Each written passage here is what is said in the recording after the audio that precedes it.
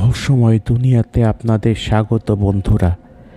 পৃথিবীতে যে কত রহস্যময় ঘটনা ঘটে তার ব্যাখ্যা আজও আমরা সব পাইনি। আমরা এই চ্যানেলে এমনই সব রহস্যময় ঘটনা যা মূলধারার ইতিহাসের মধ্যে লুকানো আছে তা নিয়ে আলোচনা করব। বন্ধুরা, সাপকে কে না ভয় পায়? বিষধর সাপের নাম বললেই প্রথমে কোবরা, গ্রেট, বোয়া, ব্ল্যাক মাম্বা এই নামগুলো মনে আসে।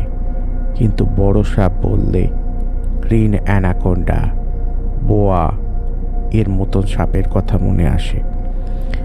এর মধ্যে গ্রিন অ্যানাকোন্ডা 33 ফিট লম্বা হতে পারে। কিন্তু যদি বলি এমন সাপও পৃথিবীতে আছে যার দৈর্ঘ্য অনেক অনেক অনেক বেশি, আজ সেই কাহিনী তোমাদের শোনাবো। সাল 1959। তখনকার বেলজিয়াম কঙ্গোতে ঔপনিবেশিক শক্তি বিরোধী আন্দোলন তীব্র রূপ নিয়েছে। গোটা কঙ্গো জুড়ে বেলজিয়ান সেনারা তাপিয়ে বেড়াচ্ছে।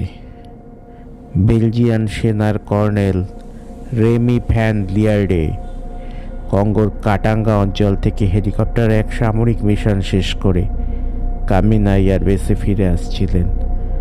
সঙ্গে ছিল 3 সঙ্গী। হঠাৎ হেলিকপ্টার থেকে নিচে এক বিশাল সাপ চোখে পড়ে। রং তার বাদামি সবুজ। লিয়ার্ডে ও তার সঙ্গীরা বর্ণনা অনুযায়ী এই সাপের দৈর্ঘ্য ছিল 50 ফিট। এবার হেলিকপ্টার থেকে ওই সাপের আরো ভালো করে ছবি নিতে কর্নেল হেলিকপ্টারকে নিচে নিতে বলেন। তখনই ওই সাপ 10 ফিট হাওয়ায় উঠে আরোহীদের আক্রমণ করতে যায়। বাধ্য হয়ে পাইলট ওই হেলিকপ্টারকে অনেক ওপরে সরিয়ে নেন। অতঃপর আরোহীরা সাবধানে কামিনা এয়ারবেসে পৌঁছায়। তারপরে ওই ছবিটা নিয়ে বিতর্ক শুরু হয়। অবিশ্বাসীদের মতে এত বড় সাপ হওয়া সম্ভব নয়। সম্ভবত ওপর থেকে তোলায় ছবিও ঠিক মতো আসেনি। কিন্তু আইভান টি স্যান্ডারসনের মতো ক্রিপ্টোজুওলজিস্টদের মতে ছবিটা আসল। আর এখানেই রহস্য শুরু। এরপর যথেষ্ট প্রকৃতিবিদরা ওই অঞ্চলে অভিযান চালালেও কিছু মেলেনি। তাই মতের বিরোধীরা এই কাহিনীতে বিশ্বাস করেন না।